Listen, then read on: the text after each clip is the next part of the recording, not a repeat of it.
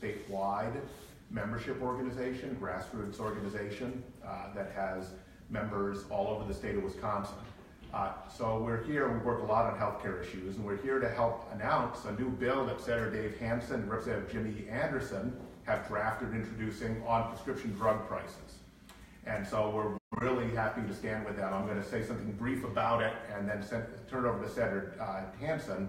Representative Anderson had an accident, so is unable to attend, but strongly supports this bill and is going to really fight for it. So I think as people know, prescription drug prices is a huge issue. And we really have had we've seen Wall Street values take over an industry where you're dealing with life-saving medications, where people's livelihoods, their ability to get medications, their ability to afford anything else when they need life-saving medications or medications to stabilize a chronic disease is compromised by windfall profits. And we really do have a situation now, given the Wall Street values have infused the business, where literally no profit margin seems to be enough, where our democracy, our state government needs to step in. And really, at the end of the day, if we, the people of the state of Wisconsin, don't create a situation where you have fair profits but affordable medications, then we won't have them increasingly. And we've seen situations where you have 1,000, 2,000, 5,000% increases for drugs that are not new, where there's no new research costs, that simply have to do with the fact that the manufacturer is in a position to do it because there isn't enough competition and people have nowhere else to go. And it also dramatically increases insurance premiums as well, and costs to Medicaid and Medicare and everything else, raising healthcare costs in general.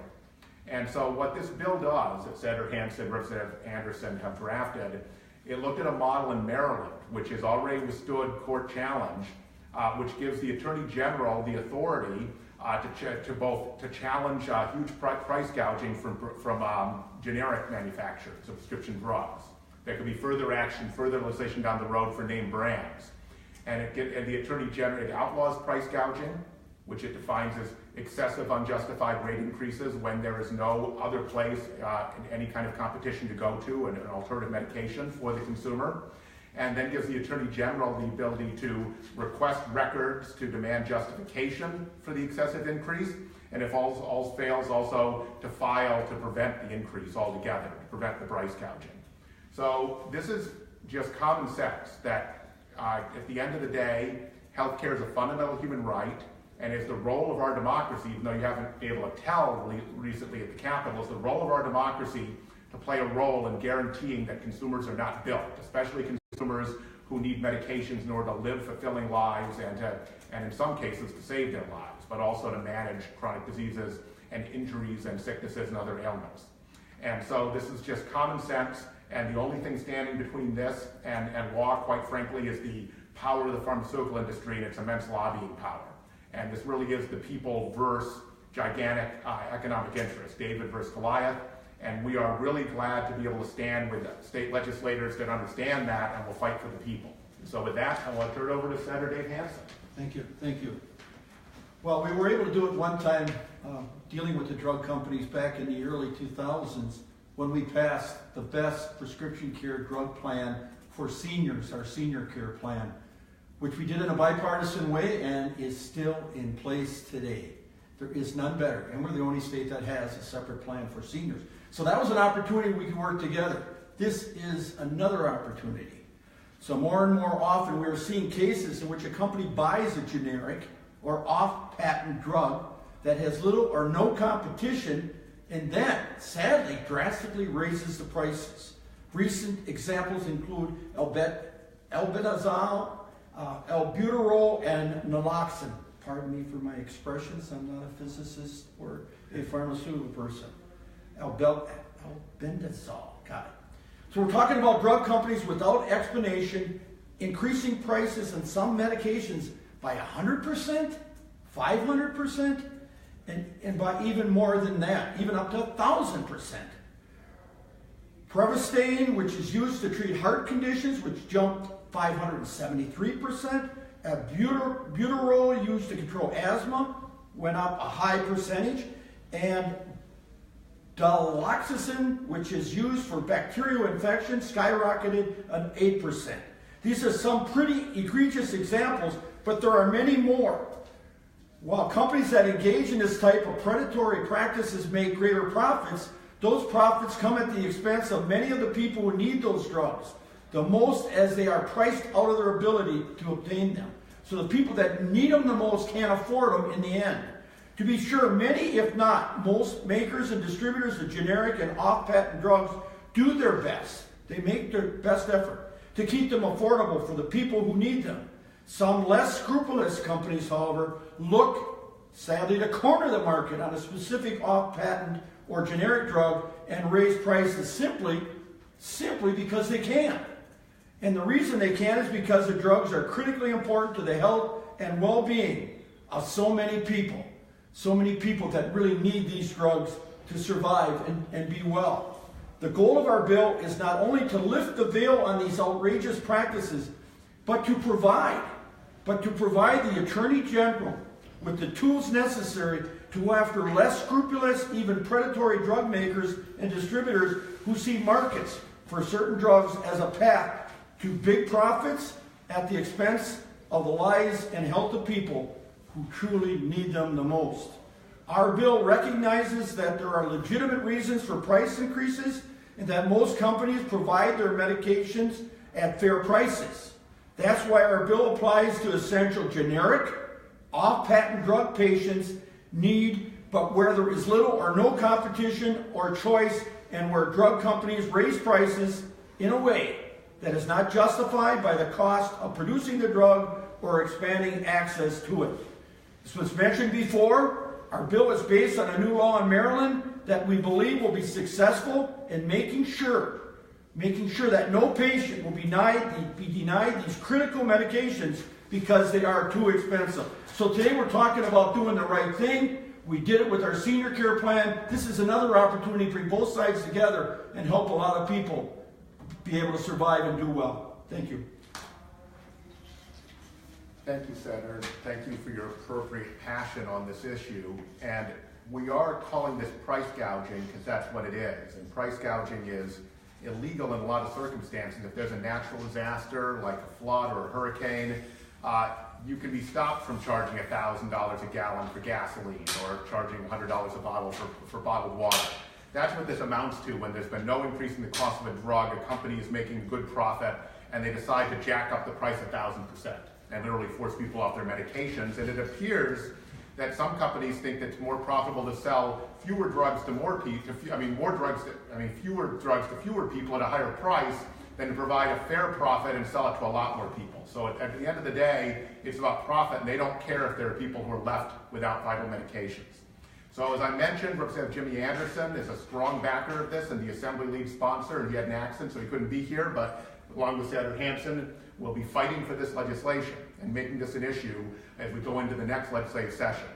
So I want to hand it over now to Dr. Nikki Marakis, a physician who is going to speak about this issue. So thank you very much, Nikki, for joining us. Thank you.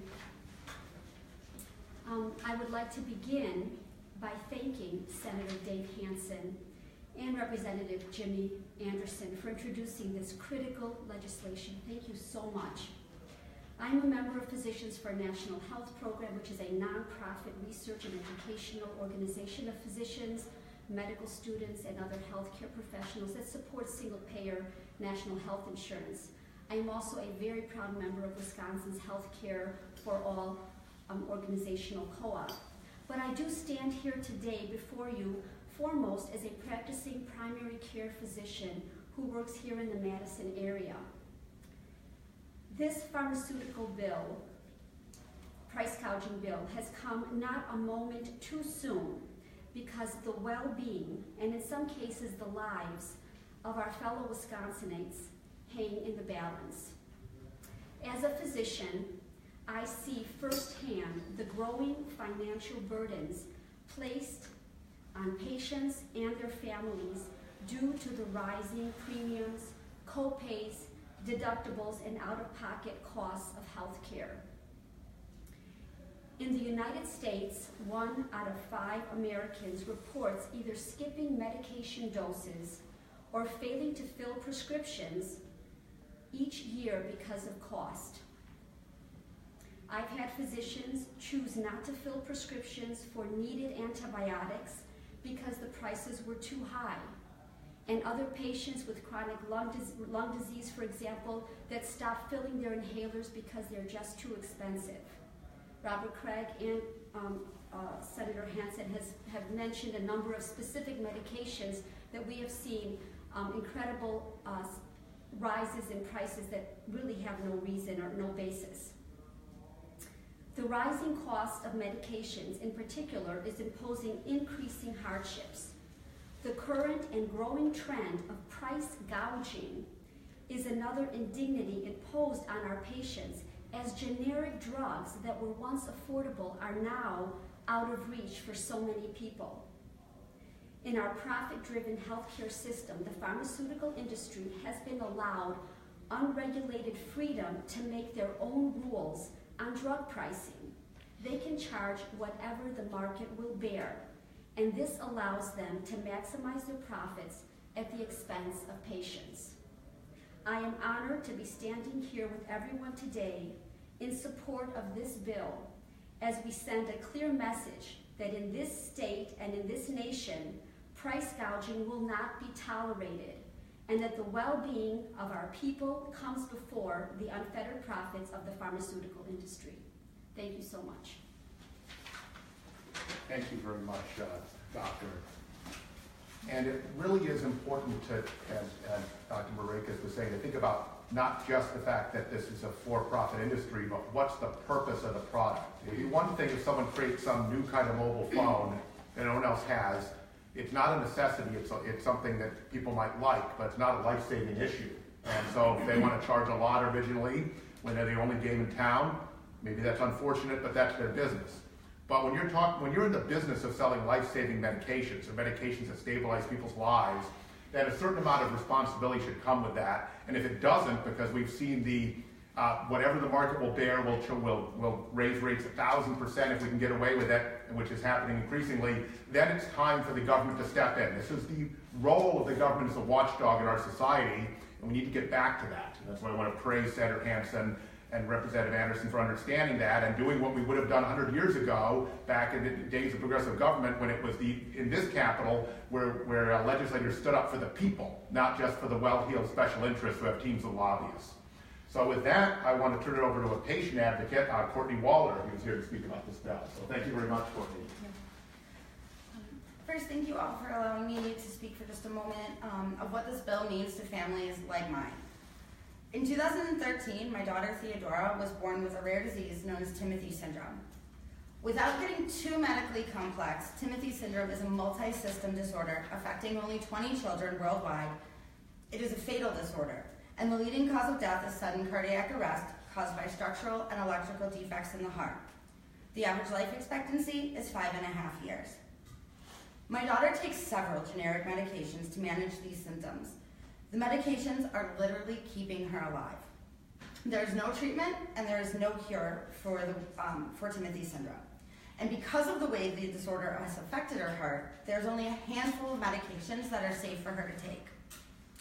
What this means for my family is that we are literally at the mercy of whatever the pharmaceutical companies want to charge us and the limited options that are available. And this issue is not unique to just my family. It is a story you hear time and time again within Wisconsin from families of medically complex children. It is an issue that keeps us awake at night. And there is literally no price tag comparable to your child's life. What would my family do if the price of even one of my daughter's medications had a substantial price increase?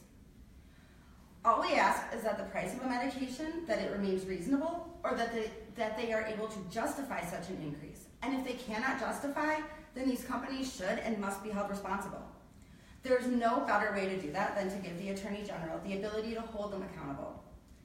Affordable medication is the only thing allowing my child to thrive and continue to beat the odds with Timothy syndrome. Making sure they remain affordable can literally mean life or death to families and children like ours. Thank you. Thank you, Courtney, for personalizing the issue. And about to go to Q&A, but let me just say in closing, there's a lot of talk here in the Capitol about healthcare prices, but there's very little constructive action. And so this is something concrete that we can do right now. If anyone, and prescription drugs prices, because of all the abuse, is an extremely hot issue with the public. I mean, you look at any opinion poll, it's off the charts. So if people in the state capitol are going to really represent the people, they need to step in. And we saw that with health insurance prices that Governor Walker has a stabilization plan now, and is doing what amounts to a large corporate subsidy called a reinsurance program. The issue is that we don't do serious rate review for insurance companies. We also do no review whatsoever of prescription drug prices. So this is a huge step forward and a start. We need to do better on health insurance, but we also need to start to rein in what amounts to price gouging. Unethical price gouging that ought to shock the conscience of anyone who really cares about the well-being of the people of Wisconsin, the American people. So with that, I would open up to any questions from reporters for anyone on the panel. So could you explain to me how this would work in terms of the relationship with the AG? So it empowers him to do this, but it doesn't require him to ask for the documentation from companies to justify increases or to... Correct. Right. So have you talked to the Attorney General to get his thoughts on this? I mean, are you optimistic that if the bill were to pass, Wisconsin's AG would actually... Well, let me say a little, and then Senator Hansen may have a perspective. Generally, when you draw legislation, you draw it for, you don't draw it for, just designed for a particular person in office, right? So this is about the Attorney General, whoever it is, having this authority. But you're absolutely right. There needs to be some discretion where the Attorney General has some ability to demand the justification, see if there is one, and then act. We can't just in the statute predict what will be price gouging, what won't be, without some actor having discretion. I will say this, if this Attorney General, hopefully if this passed very quickly, this Attorney General would act, but if he would not, he'd be very accountable to the people in his elections for not acting, because he clearly had the authority.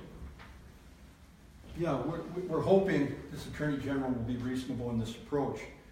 So his authority would be the ability to request a manufacturer to submit a statement within 45 days that itemizes components of the cost of producing the drug, identifies the circumstances and timing of any increase in materials or manufacturing costs, identifies the circumstances and timing of any expenditures made to expand access to the drug, and any other info deemed relevant by the manufacturer. All we're saying is here, these are the issues, Attorney General. If they're gouging, and they're gouging illegally, and they're hurting people, they've got to be held accountable.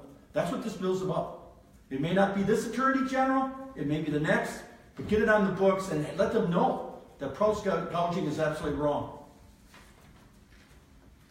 Yeah, there would be an elected official who would clearly be accountable. Now there isn't. Now people do, you're right. So this sets up that situation, and people like Dr. Markakis or Courtney to kind of advocate. Look, you need to look at this drug, Mr. Attorney General or Mrs. Attorney General, whoever is elected to the office, right? But yeah, it does require the Attorney General, whoever it is, to want to pursue this. Other questions?